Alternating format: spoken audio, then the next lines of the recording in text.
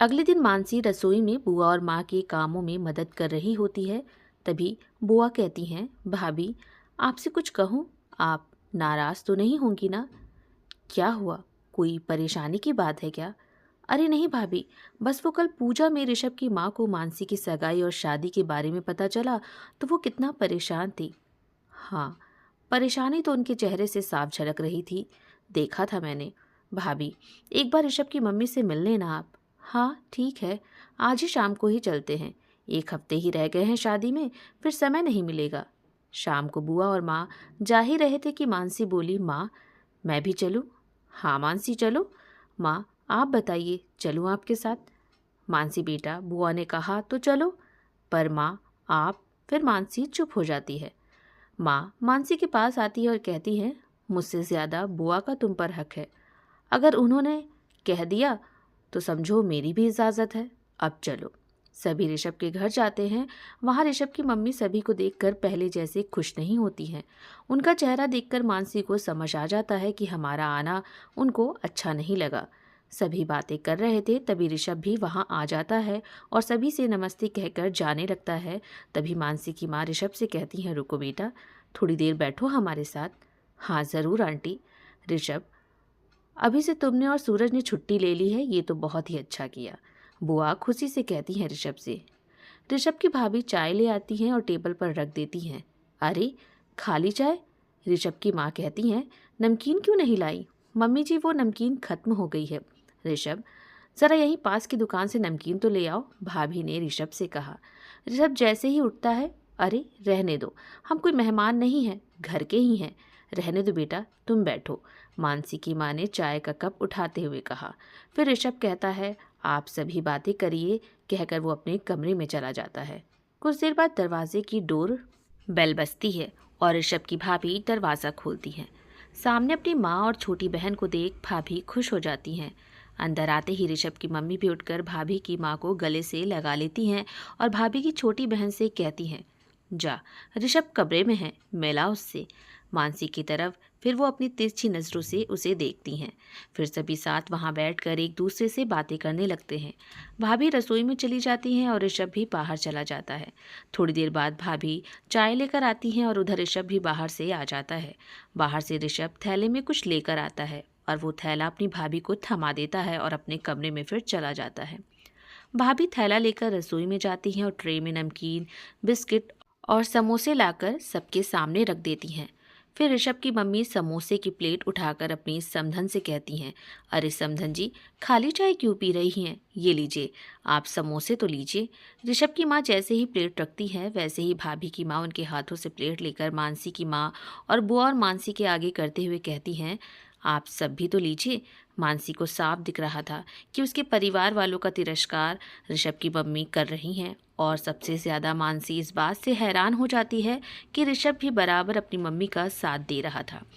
कुछ देर बाद मानसी की मम्मी बुआ ऋषभ की माँ से कहती हैं, अच्छा अब हम चलते हैं, कहकर वो जाने लगी। ऋषभ की माँ बाहर तक भी नहीं आती हैं, वो वहीं बैठे हंस हंस के बातें करती हैं। फिर मानसी माँ से कहती हैं, माँ आप चलो, मैं अभी आई। ठीक है, जल्दी आना बेटा। मानसी सीधे ऋषभ के कमरे में जाती है। वहाँ ऋषभ और वो लड़की हंसते हुए बातें कर रहे थे। मानसी को देखकर ऋषभ कहता है, मिल गया टाइम तुमको मुझसे मिलने का? ऋषभ, मुझे तुमसे कुछ बात करनी है। हाँ बोलो, पर पहले इनसे मिलो, ये हैं भाभी की छोटी बहन नैना। हाय नैना। हेलो मानसी, तुम्हारे बारे में दीदी से बहुत सुना है, वाकई तुम तो बहुत ही खूबसूरत हो। अच्छा, तुम बात करो ऋषभ से, मैं दीदी से तब तक मिल लूँ। तभी पीछे से ऋषभ नैना का हाथ पकड़ लेता है और कहता है, तुम यहीं बैठो नैना, मानसी बोलो जो बोलना है। वैसे भी नैना कोई पराई नहीं है, हम दोनों की जल्द ही सगाई होने वाली है। ये सुन मानसी ऋषभ को एक टक देखती है। तभी ऋषभ कहता है, ऐसे क्या देख रही हो? तुम भी तो उस आदमी से शादी कर रही हो ना? क्या नाम बताया था तुमने उसका? अधिक जी, मानसी ने दबी आवाज़ में कहा। ओह अधिक जी, क्या बात है, तुमने इतनी रिस्पेक्ट तो हमें भी नहीं दी जितना उसको दे रही हो। सुना था मैंने कि आजकल रिश्तों से ज़्यादा पैसों की अहमियत है, आज देख भी लिया। तुम्हारा कहने का मतलब क्या है ऋषभ? जो तुम सोच रही हो वही मतलब है, और मैंने सुना है ये जो तुम्हारा अधिक जी है ना, वो बहुत ही बड़ा आदमी है, अपने शहर का डीएम है, यानी डिस्ट्रिक्ट मजिस्ट्रेट। वाह क्या बात है, और तुम पैसे के लिए ही ये शादी कर रही हो ना? ऋषभ गुस्से से मानसी के करीब आकर कहता है। ऋषभ, मुझे लगता है कि इस बारे में हमें बाद में बात करनी चाहिए, मैं चलती हूँ।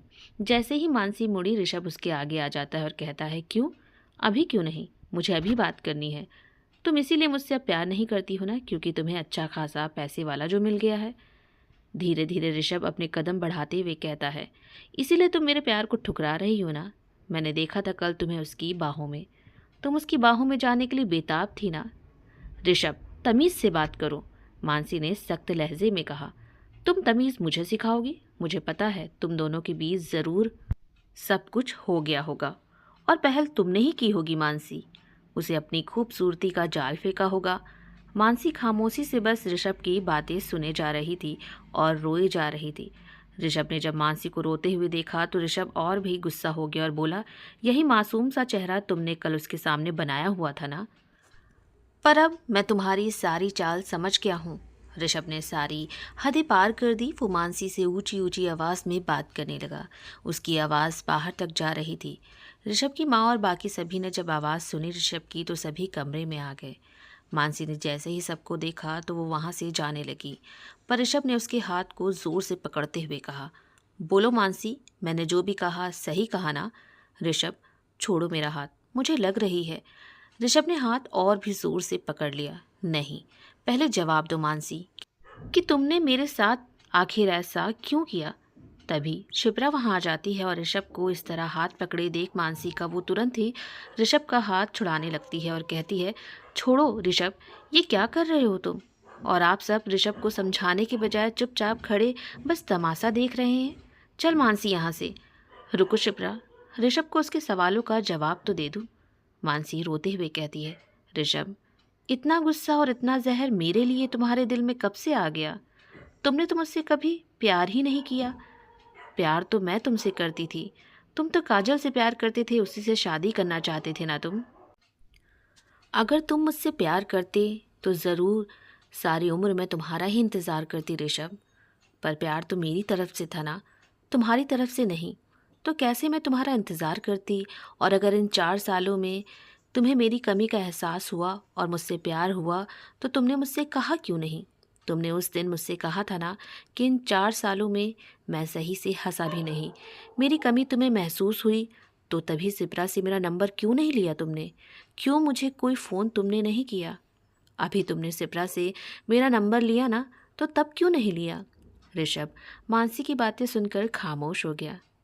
नहीं है ना कोई जवाब तुम्हारे पास ऋषभ? चल सिप्रा, मेरा वो दोस्त कहीं खो गया है और शायद अब वो ढूंढने से भी मुझे कभी नहीं मिलेगा, कहकर मानसी वहाँ से चली जाती है।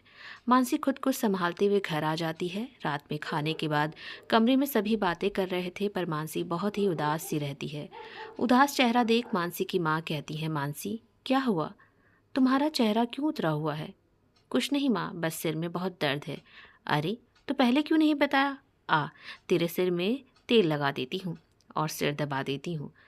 माँ मानसी के बालों में तेल लगाते हुए कहती है, चल अब बता क्यों परेशान है? माँ नहीं तो मैं परेशान नहीं हूँ। अब माँ से छुपाएगी अपने दिल की बात? तेरे सिर दर्द का कारण ऋषभ है ना? नहीं माँ, ऐसा कुछ भी नहीं है। बस आज ऋषभ की मम्मी का आपके लिए रूखा बर्ताव देखकर बहुत बुरा लगा। मानसी ने बात को घुमाते हुए कहा। तभी बुआ बोल पड़ी, हाँ मानसी बेटा, सही कह रही हो। भाभी, मुझे तो लगता है कि मानसी की शादी ऋषभ से ना होकर इतने बड़े घर में हो रही है, इसीलिए शायद ऋषभ की मम्मी को अच्छा ना लगा हो। हमने तो अपनी तरफ से पूरी कोशिश की। हमें तो ऋषभ और मानसी की शादी से ऐतराज़ भी तो नहीं था, पर किस्मत में लिखा ही नहीं था ऋषभ और मानसी का मिलना, तो अब किस्मत से कौन लड़े? भगवान ने अधिक बाबू के साथ ही लिखी है किस्मत मानसी की, सो बन गई जोड़ी दोनों की। इसमें अब हम तुम या कोई और क्या ही कर सकता है। हाँ भाभी, आपकी बात तो बिल्कुल सही है, और मेरे मन में कोई भी शिकायत ऋषभ से या उसके परिवार से नहीं है। रही बात आज का रवैया ऋषभ की मम्मी का, तो मुझे कोई बुरा नहीं लगा। बस मेरी बेटी खुश है तो सब ठीक है। हाँ भाभी, वो तो है, और आपने ध्यान दिया होगा, जैसे ही अधिक बेटा आए मानसी के चेहरे पर एक अजीब सी चमक आ गई, और जब अधिक बेटा जा रहे थे तो मानसी का मायूस चेहरा देखा था। हाँ मम्मी, लैला का चेहरा तो मुरझाया था ही, पर मजनू का भी हाल कुछ ठीक नहीं था, कहकर शिप्रा हंसने लगी। ये सुन मानसी के होठों पर भी मुस्कुराहट आ जाती है। चल, बहुत हो गया मजाक, अब सो जाओ, शिप्रा की माँ शिप्रा को डांटते हुए कहती हैं। चलिए भाभी, मुझे तो बहुत नींद आ रही है, बच्चों को जब नींद आएगी तो सो जाएंगे। थोड़ी देर बाद बुआ और माँ कमरे से चली जाती हैं। मानसी फिर गुमसुम हो जाती है। क्या हुआ मानसी, अभी भी उदास है? सॉरी, कान पकड़ते हुए शिप्रा मानसी से कहती है। अरे चल, कान क्यों पकड़ रही है, और सॉरी क्यों? मानसी, मैंने ही तेरा नंबर ऋषभ को दिया, सॉरी, उसने आज तेरा दिल बहुत दुखाया ना, और देखना, तेरे हाथों को ऐसे कसकर पकड़ा था कि निशान ही पड़ गए, बहुत ही बेरहम है वो। शिप्रा, दिल तो दुखा मेरा, पर जिसके पास ऐसी प्यारी बहन हो उसे कोई फर्क नहीं पड़ता, कहकर मानसी गले लग गई शिप्रा के और रोने लगी। तभी मानसी का फ़ोन वाइब्रेट करता है। शिप्रा कहती है, पर मैं खुश हूँ कि अधिक जीजू तेरी लाइफ में आए। जीजू बहुत ही अच्छे हैं मानसी, देख, तुझे दर्द हुआ और उन्हें पता चल गया, तभी तो इतनी रात में तुझे कॉल कर रहे हैं। मानसी, उस दिन तुम जब यहाँ रो रही थी तो जीजू वहाँ बहुत ही परेशान थे।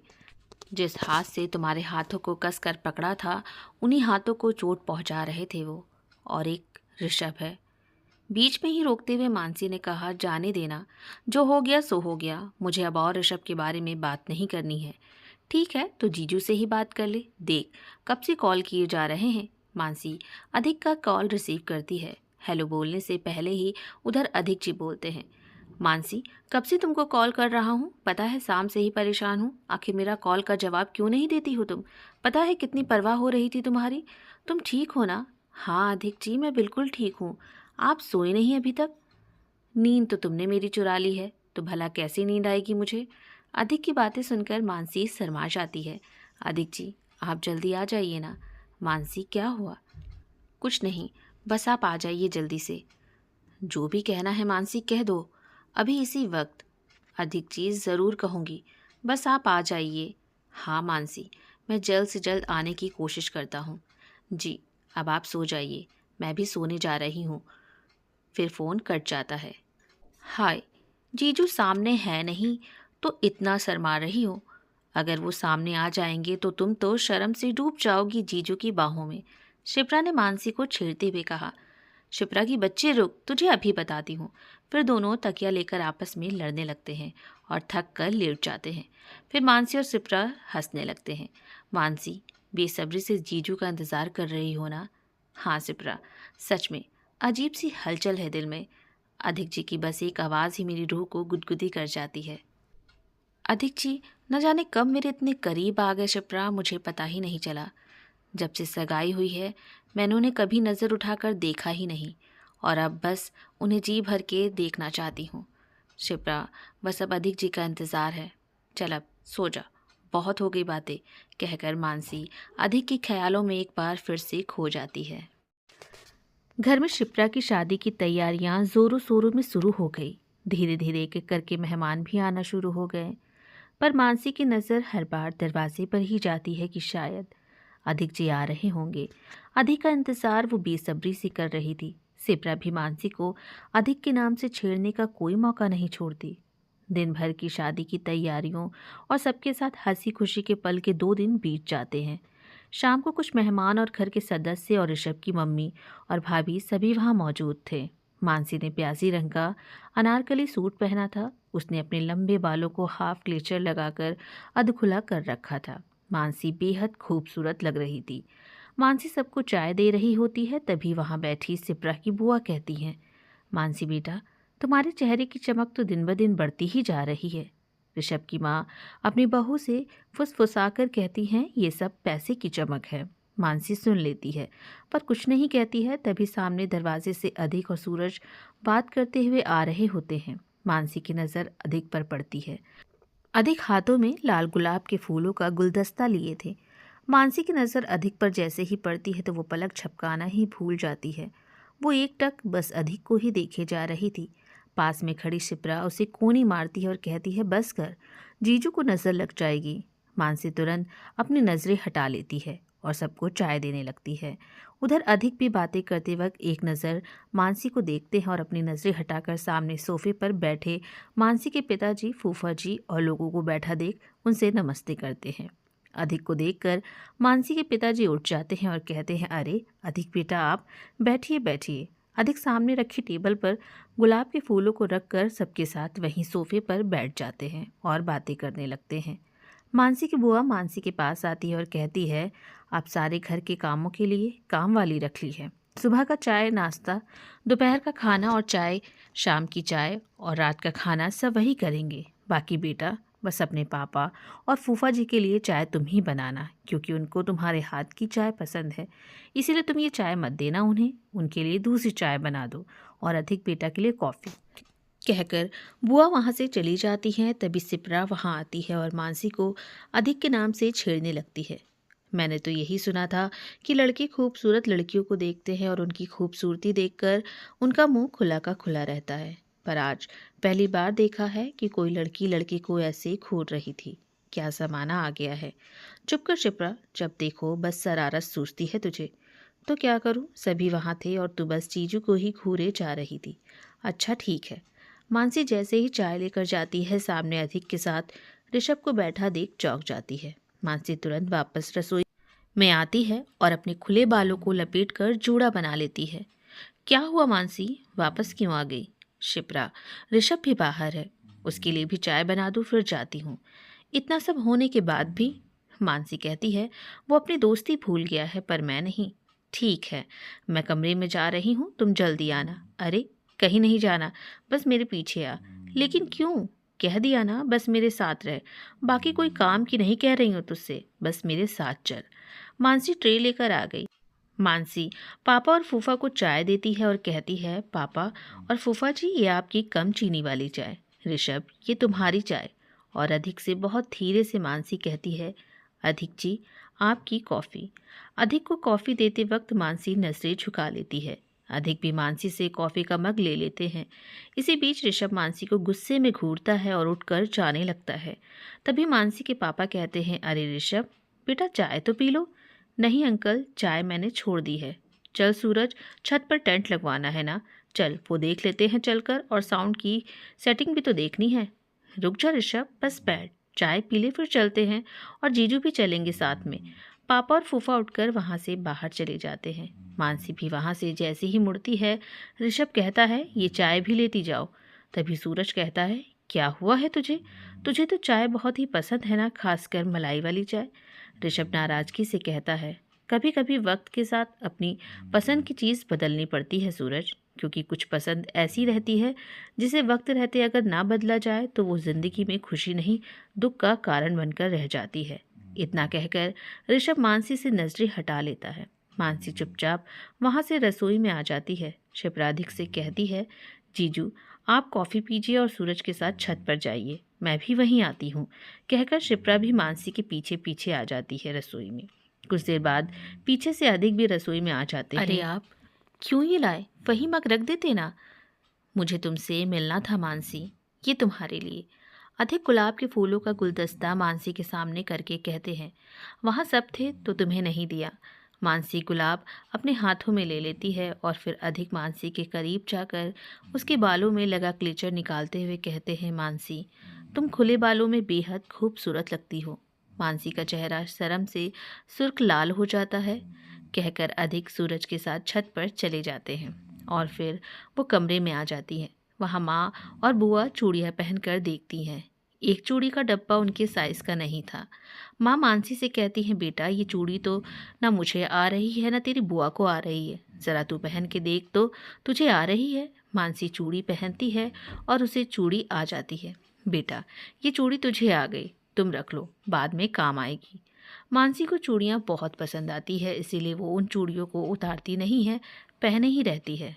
अच्छा मानसी, छत पर चली जाओ, दामाद जी को कोई चीज़ की ज़रूरत हो तो देख लो। शिप्रा साथ में तुम भी जाओ। माँ सूरज है ना, मैं नहीं जाऊंगी, सभी वहाँ हैं, क्या कहेंगे? क्या कहेंगे? कहने दो, जो भी कहना है। बेटा उनका रहन सहन अलग है और तुम सब समझती हो, तुम ध्यान नहीं रखोगी उनका तो कौन रखेगा? और बेटा, उनके सपनों की तस्वीरों में अब तुम्हें ही हकीकत का रंग भरना है। और फिर हम सब तो तुमको कुछ नहीं कह रहे हैं ना, तो तुम्हें दुनिया की क्यों परवाह है। और वैसे भी तुम्हारे पापा, फूफा और सारे बड़े लोग बाहर हैं। सूरज होगा और उसके कुछ दोस्त होंगे बस। चल मानसी, अब हाथ पकड़कर शिप्रा उसे ले जाने लगती है और कहती रहती है, अब आज जीजू से अपने दिल की बात बोल देना, शर्माते मत रहना। छत पर सूरज, ऋषभ और अधिक वहीं पर थे और टेंट लग चुका था। सूरज और ऋषभ पास में ही पड़े कद्दू के ढेर से एक एक गद्दा जमीन पर एक साइड बिछा रहे होते हैं। अधिक भी उनकी मदद कर रहे थे। क्षिप्रा और मानसी अधिक को देखते ही उनके पास जल्दी से जाकर उनके हाथों से गद्दा ले लेते हैं। क्षिप्रा कहती है, जीजू चलिए कमरे में, सफ़र करके आए हैं, थक गए होंगे ना आप, चलिए थोड़ा आराम कर लीजिए। और मानसी के कानों के पास धीरे से क्षिप्रा कहती है, थोड़ी देर बाद तू भी कमरे में आ जा। चलिए जीजू, आपसे बहुत सारी बातें करनी है। क्षिप्रा अधिक के साथ वहाँ से चली जाती है और ऋषभ वहीं खड़े मानसी और अधिक की नज़दीकियों को देखकर और भी बौखला जाता है। सीधे वो मानसी के पास आता है और कहता है, कितनी बेशरम हो तुम जैसी बेशरम लड़की आज तक मैंने नहीं देखी। ऋषभ चुप रहो, सूरज इधर ही देख रहा है, मुझे कोई तमाशा नहीं चाहिए अब। सूरज, हाँ ऋषभ, ज़रा एक बोतल पानी ले आओ, मानसी से कह रहा हूँ पर वो जा ही नहीं रही है। हाँ ऋषभ, मैं ले आता हूँ। बहाने से ऋषभ ने सूरज को वहाँ से भेज दिया। मानसी भी घबरा जाती है। मानसी मन ही मन सोचती है कि इससे पहले ऋषभ कुछ और कड़वा बोले, इससे अच्छा यहाँ से चले जाना ही मेरा ठीक रहेगा। मानसी जैसे ही जाती है, ऋषभ उसके आगे आ जाता है। कहाँ जा रही हो, मुझसे नजरें चुराकर, अपने आशिक से मिलने? देखो ऋषभ, बस करो अब। क्यों बस करूं? और तुम्हें ही ना बात करनी थी अकेले में मुझसे, तो करो बात अब। ऋषभ, मुझे तुमसे कोई बात नहीं करनी है। क्यों नहीं करनी है? ऋषभ मानसी के हाथ को पकड़कर अपने करीब ले आता है। मानसी अपना मुंह घुमा लेती है, इधर उधर देखने लगती है और कहती है, छोड़ो ऋषभ, कोई आ जाएगा तो क्या कहेगा। अधिक की बड़ी परवाह है ना मानसी तुम्हें। मानसी के हाथों की चूड़ियां टूट जाती हैं। टूटी चूड़ी का हिस्सा उसके हाथों में ही रहता है। ऋषभ इतनी कसकर हाथ पकड़ता है कि वो चूड़ी मानसी के हाथ में चुभ जाती है। मानसी को दर्द होता है पर वो खामोश ही रहती है। ऋषभ के दोबारा ऐसे बर्ताव से मानसी की आंखें भीग जाती हैं। मानसी, तुम्हारे आंसुओं से मैं पिघलने वाला नहीं हूँ। अधिक पिघलेगा, क्योंकि वो तुम्हारी असलियत नहीं जानता है। और जब जानेगा असलियत तो कहीं तुम्हारा घिनौना रूप देखकर वो मर ही ना जाए कहीं। ऋषभ, बस करो अब, भगवान के लिए चुप हो जाओ। मत कहो ऐसी बातें, ऐसा कुछ भी मत बोलो ऋषभ कि बाद में तुम्हें पछतावा हो और खुद की नज़रों में तुम गिरा हुआ महसूस करो और कभी मुझसे और खुद से नजरें ना मिला सको। और अगर तुमने अधिक जी के बारे में कुछ और बोला ना तो बहुत बुरा होगा। मानसी चिल्लाते चिल्लाते रोने लगती है। ऋषभ हंसते हुए कहता है, मैंने ऐसी कोई गिरी हरकत नहीं की है तुम्हारी जैसे, जो मैं खुद की या तुमसे नजरें ना मिला सकूं। और तुम्हें बहुत बुरा लग रहा है ना, लेकिन सच तो यही है कि तुम अधिक से सिर्फ और सिर्फ पैसे के लिए ही उससे शादी कर रही हो। मानसी जोर से ऋषभ को धक्का देकर उसे अपने से दूर करते हुए कहती है, ऋषभ, मैंने तुमसे कहा कभी क्या कि मैं तुमसे प्यार करती हूँ? अपने दिल की बात कही थी क्या तुमसे? तुमसे कोई वादा किया था क्या? कोई वादा करके उसे तोड़ा है क्या? नहीं ना। तो इतना गुस्सा क्यों मेरे लिए तुम्हारे दिल में है? इतना जहर क्यों? अमीरी गरीबी की बातें कहाँ से आ गई? और एक बात कान खोल के अच्छे से सुन लो तुम अब। ये बार बार जो तुम मुझे चोट पहुँचाते हो ना, अगर अब कभी ऐसा किया तो मैं भी अपनी सारी मर्यादा भूल जाऊंगी और अपनी दोस्ती भी। और हाँ, मैं अधिक जी से बहुत प्यार करती हूँ और हमेशा करूँगी, मरते दम तक करूँगी, चाहे तुम मुझे बेशर्म अब कहो या किसी और नाम से मुझे बुलाओ, मुझे अब फर्क नहीं पड़ता है। मानसी फिर वहाँ से नीचे जाने लगती है तो पीछे से सिप्रा उसे आवाज़ देती है, मानसी कहाँ जा रही है? आना जल्दी से। मानसी जल्दी से अपने आंसू पोंछती है और खुद को संभालते हुए वो कमरे में आ जाती है। शिप्रा मानसी के पास आती है और कहती है, जल्दी से बात कर लो तुम दोनों, मैं छत पर ही हूँ, कहकर शिप्रा वहाँ से चली जाती है।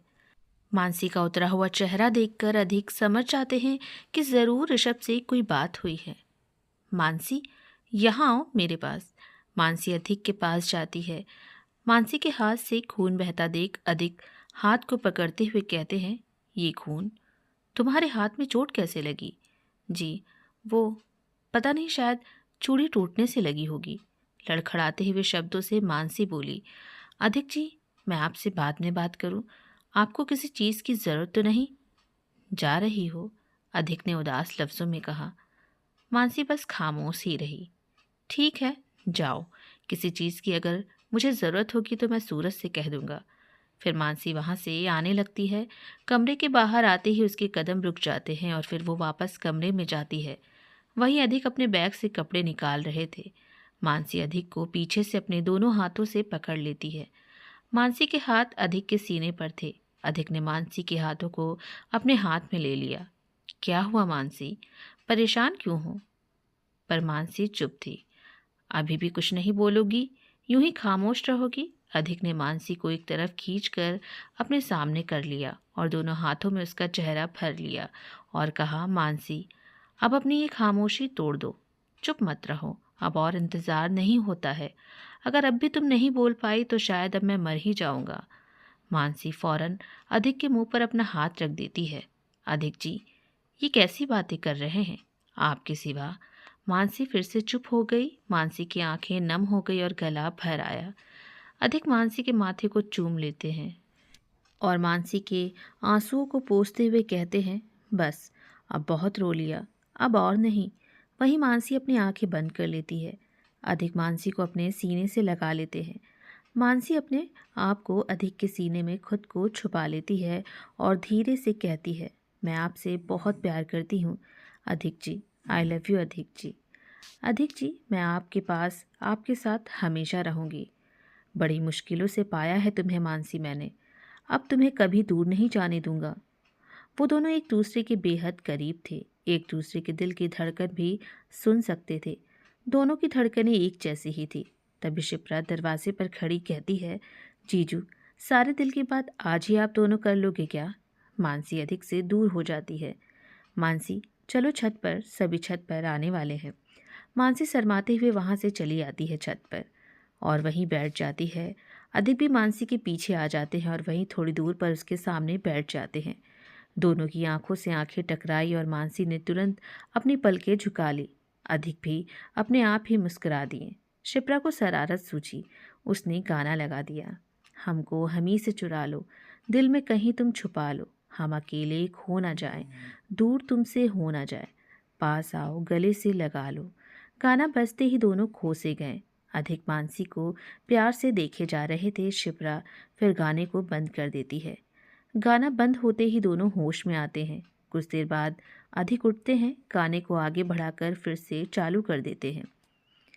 तुम पे मरते हैं, हम मर जाएंगे, ये सब कहते हैं, हम कर जाएंगे। चुटकी भर सिंदूर से तुम अब ये मांग जरा भर दो। कल क्या हो किसने देखा, सब कुछ आज अभी कर दो।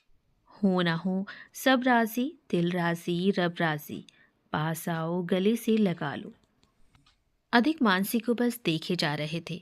गाने के बोल उनकी गहरी नसरें जैसे बोल रही हो। मानसी उठकर खड़ी हो गई। उसका दिल जोर जोर से धड़कने लगा।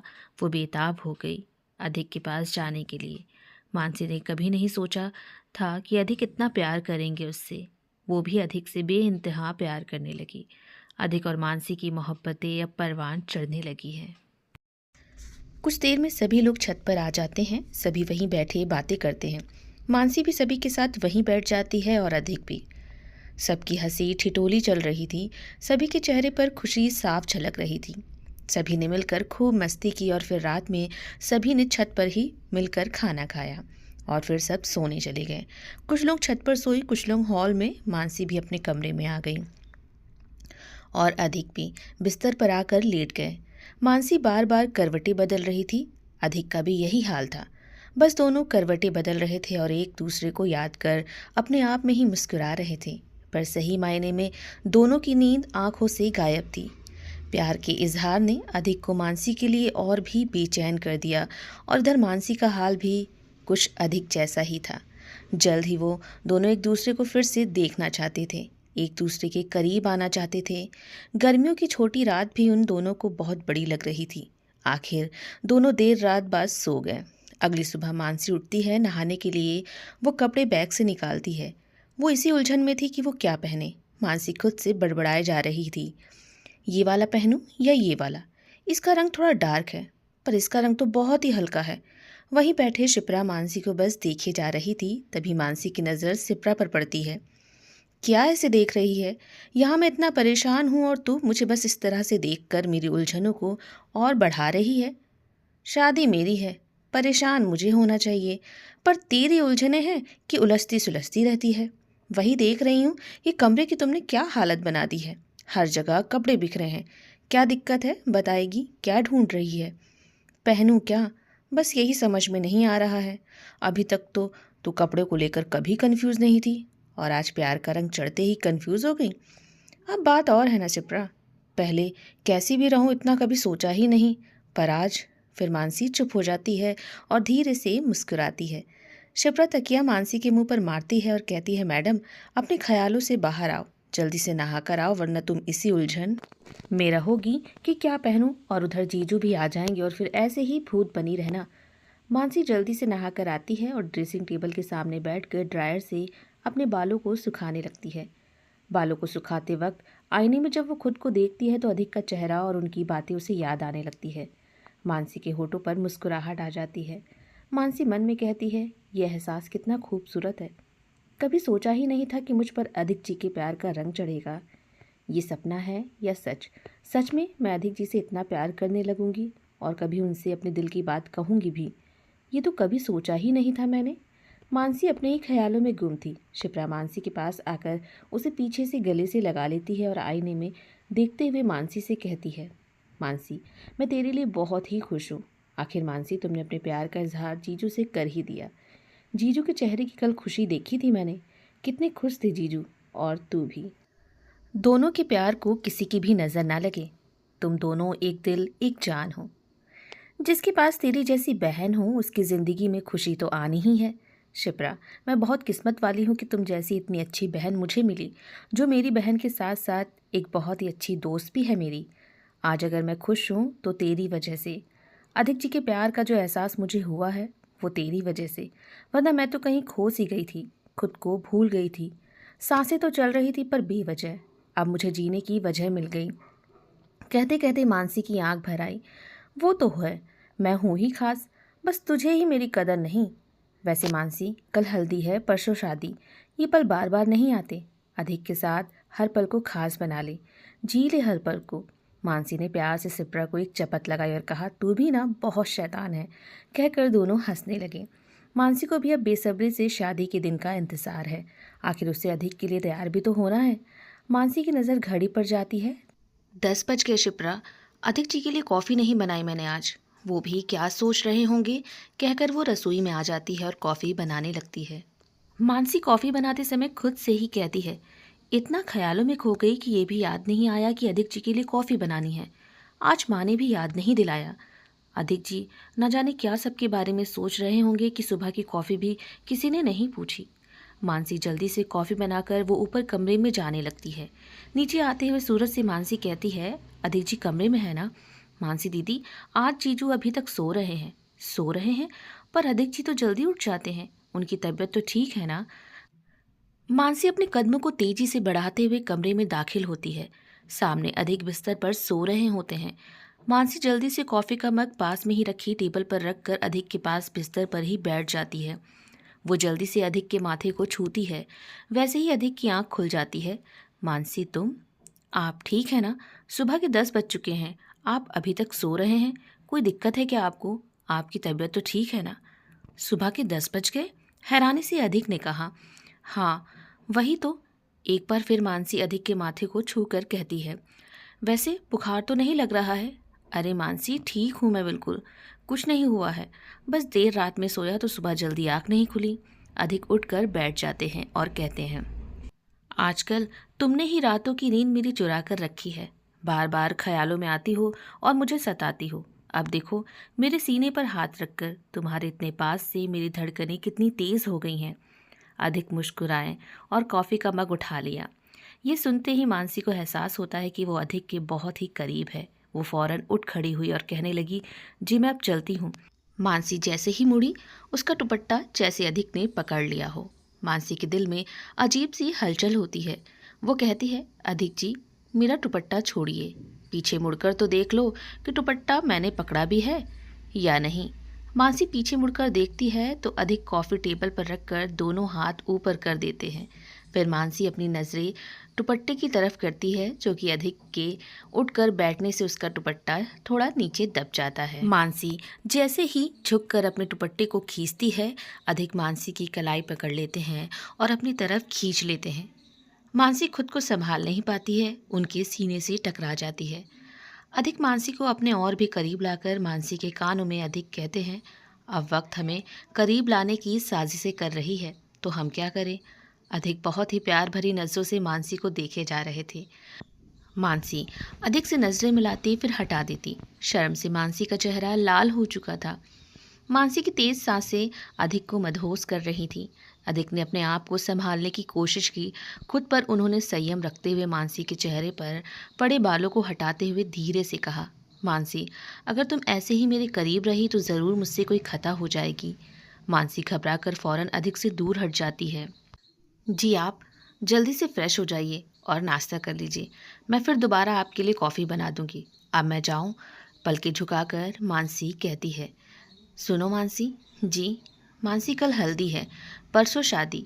मैं चाहता हूँ कि कुछ पल मैं तुम्हारे साथ बिताऊं, उन पलों को खूबसूरत यादगार बनाऊं। क्या कल की रात हम दोनों अकेले में एक दूसरे की बातों में साथ दे सकते हैं और उन्हें क्या हम समझ सकते हैं? क्या तुम कल मुझसे मिलना चाहोगी? लेकिन कल तो मेहमानों की और भी भीड़ होगी। सबके होते हुए इस तरह बिना शादी की रात के वक्त मिलना सही नहीं रहेगा। कोई देखेगा तो क्या सोचेगा, क्या कहेंगे लोग?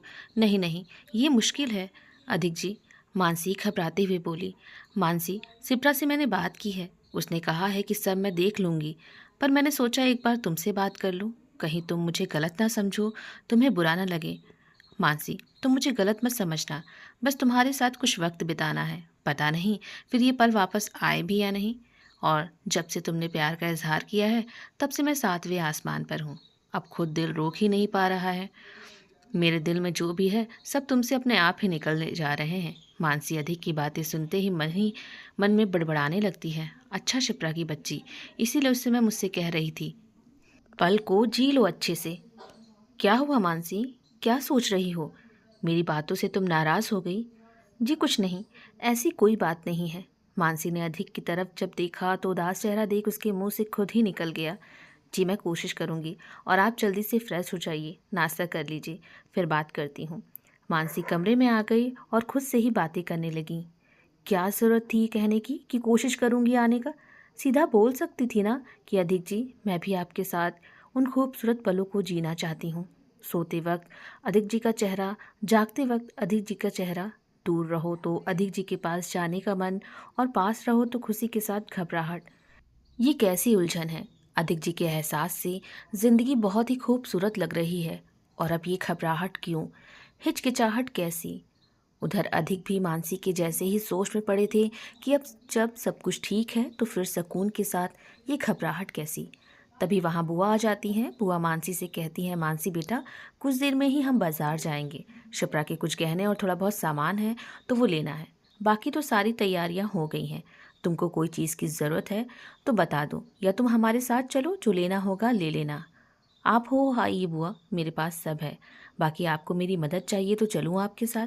नहीं बेटा, बस कुछ गहने हैं और शिप्रा की साड़ियाँ हैं, फॉल और पीको के लिए दी थी, वही लाना है। ठीक है, आप और माँ चले जाइए। ठीक है बेटा, तुम तब तक सब कुछ संभाल लेना। हाँ बुआ। फिर कहकर वो चली गई। अब मानसी और अधिक दोनों एक दूसरे के ख्यालों में मदहोश थे। उन्हें अब एक दूसरे के अलावा कुछ भी नहीं दिखता था।